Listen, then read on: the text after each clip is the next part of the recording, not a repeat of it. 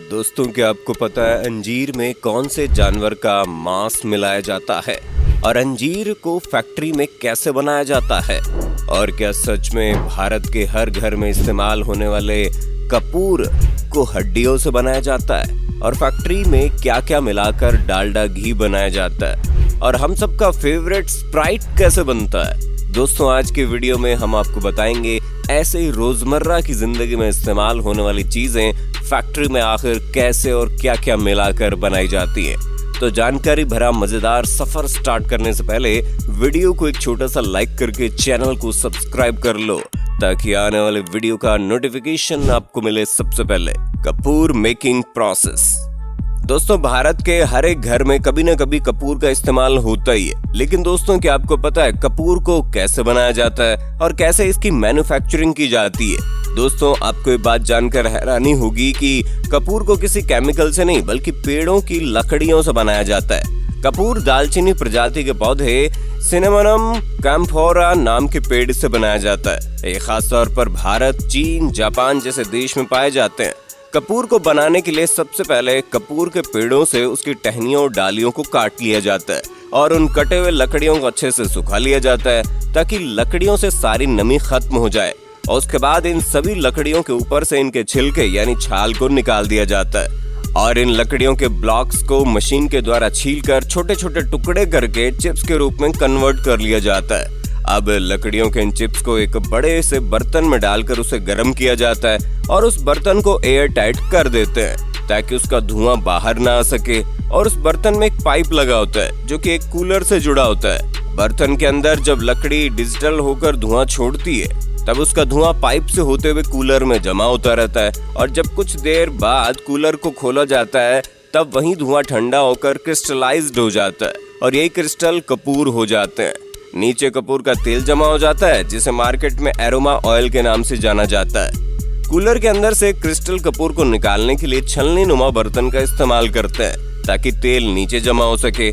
फिर इन सभी कपूर को एक बर्तन में रख दिया जाता है जिससे कपूर में बचा हुआ तेल नीचे रिस कर निकल जाता है और सूखा कपूर अलग हो जाता है। अब इस सूखे कपूर को मशीन में डालकर अच्छे से पीस कर कपूर का पाउडर बना लिया जाता है और इसी कपूर पाउडर से कपूर के छोटे छोटे टैबलेट्स बनाए जाते हैं। अब इस कपूर पाउडर को कपूर टैबलेट्स में कन्वर्ट करने के लिए इस पाउडर को मशीन में डाल दिया जाता है और मशीन को ऑन करने पर मशीन ऑटोमेटिक ही कपूर पाउडर को टैबलेट के रूप में कन्वर्ट करती जाती है। उसके बाद इनकी पैकिंग करके मार्केट में बेचने के लिए भेज देते हैं। डालडा घी मेकिंग प्रोसेस। दोस्तों, घी का इस्तेमाल तो लगभग हम सभी के घरों में होता है कि हमारे खाने का स्वाद बढ़ जाए, साथ ही हमारी सेहत के लिए भी काफी अच्छा होता है। लेकिन देसी घी समय के साथ काफी महंगा होता जा रहा है और शायद इसी वजह से इसकी जगह मार्केट में बिकने वाले डालडा वनस्पति घी ने ले ली है और इसे 90s के दौर में काफी ज्यादा इस्तेमाल में किया जाने लगा था। लेकिन आज के समय में बहुत ही कम लोग ऐसे हैं जो इसका इस्तेमाल करते हैं। ऐसा इसलिए क्योंकि ये देसी घी की तुलना में काफी कम फायदेमंद होता है और इसमें मिलावट भी की जाती है। जैसे कि अगर आपको भी इसके फायदे और नुकसान को लेकर शक है तो आपके लिए जानना बेहतर होगा कि आखिर डालडा घी फैक्ट्री में बनाया कैसे जाता है। सबसे पहले आपको बता दें कि डालडा घी एक तरह का वनस्पति घी ही होता है जिसका निर्माण असल में वनस्पति तेल यानी पाम ऑयल से किया जाता है। यही कारण है कि इसके डिब्बे पर आपको अक्सर ताड़ के झाड़ की तस्वीर देखने को मिलेगी। तो वनस्पति घी में काफी ज्यादा मात्रा में ट्रांस फैट होता है और शायद यही वजह है कि इसे सेहत के लिए इतना अच्छा नहीं माना जाता। दोस्तों, इसे बनाने के लिए ताड़ के बीज या पाम सीड्स का इस्तेमाल किया जाता है।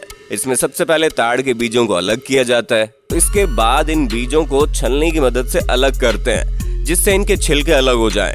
इसके बाद इन बीजों को गर्म पानी में उबाला जाता है ताकि थोड़े से नरम हो जाएं और इनका ऑयल निकालने में आसानी हो।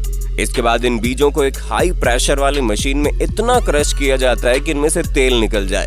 इसकी एक एक बूंद तेल को अच्छे से निचोड़ लिया जाता है। अभी तो कच्चा तेल तैयार हो चुका है और उसके बाद इसे मशीन में रिफाइन करने के लिए भेज दिया जाता है और जब ये पाम ऑयल रिफाइंड हो जाता है तो इसे घी के जैसा बनाने के लिए इसमें हाइड्रोजनेशन किया जाता है और ये हाइड्रोजनेशन प्रोसेस एक बर्तन में करते हैं जिसे कन्वर्टर भी कहते हैं।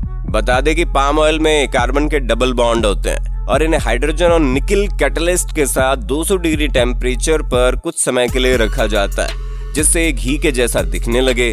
मतलब ये रब्बेदार और गाढ़ा सा हो जाता है। साथ ही इसे एक बड़ी भट्टी में पकाया जाता है, जहाँ पर इसमें कलर, फ्लेवर और अलग अलग तरह के पिगमेंट्स डाले जाते हैं। इसके बाद पैकिंग प्रोसेस कंप्लीट करने के बाद इन्हें मार्केट में भेज दिया जाता है। अंजीर मेकिंग प्रोसेस।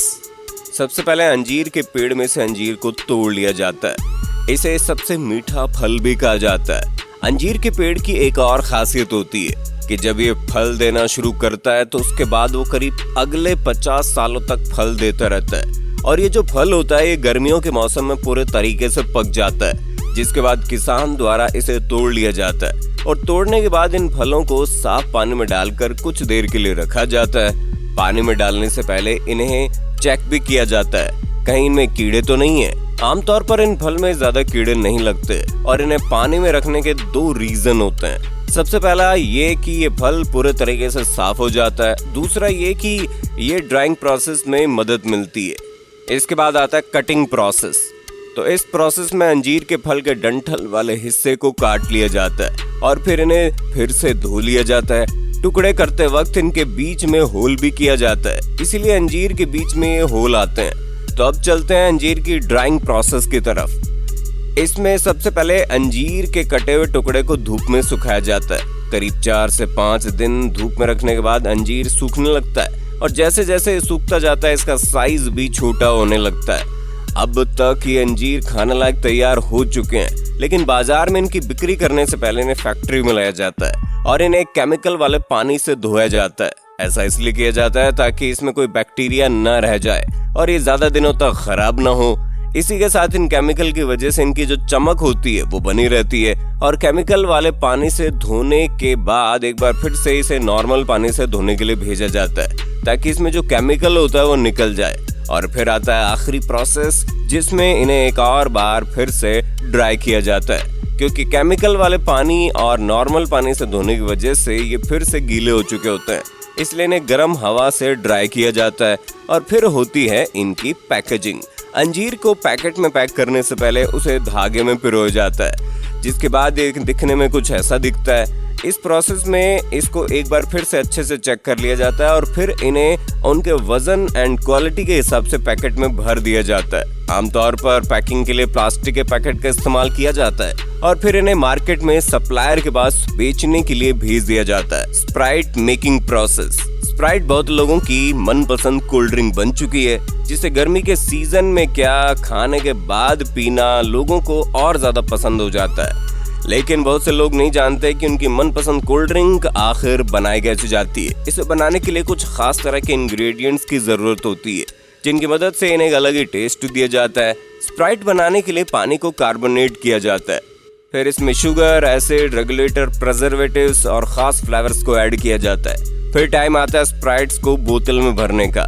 सबसे पहले इस तरह की प्लास्टिक ट्यूब बनाई जाती है, फिर इन ट्यूब्स को मशीन में डालते हैं, जहां मशीन इन्हें हाइड्रोलिक प्रेशर देकर मोल्डिंग में बॉटल्स का आकार दे देती है और बॉटल्स बनकर बाहर आती है। फिर बॉटल्स के कन्वेयर बेल्ट की मदद से आगे फिलिंग के लिए भेजा जाता है, जहाँ एक मशीन बॉटल्स में कोल्ड ड्रिंक भरने का काम करती है और दूसरी मशीन उन पर कैप लगाकर उन्हें सील पैक कर देती है। उसके बाद सभी बॉटल्स को कन्वेयर बेल्ट की मदद से एक लाइन में आगे ले जाते हैं, जहाँ पर उन पर एक प्लास्टिक की लेयर डाली जाती है। फिर इन्हें एक हीटर से गुजारते हैं, जिससे प्लास्टिक पूरी तरह से बॉटल्स पर चिपक जाता है और आखिर में उन्हें एक मशीन प्लास्टिक से रैप कर देती है और स्प्राइट मार्केट में आने के लिए पूरी तरह तैयार हो जाती है। दोस्तों, इस वीडियो से अगर आपको जरा सी भी जानकारी मिली हो तो वीडियो को लाइक करके चैनल को सब्सक्राइब कर लो और इस वीडियो को अपने दोस्तों और फैमिली में ज्यादा से ज्यादा शेयर कर देना ताकि सबको ये जानकारी मिल जाए।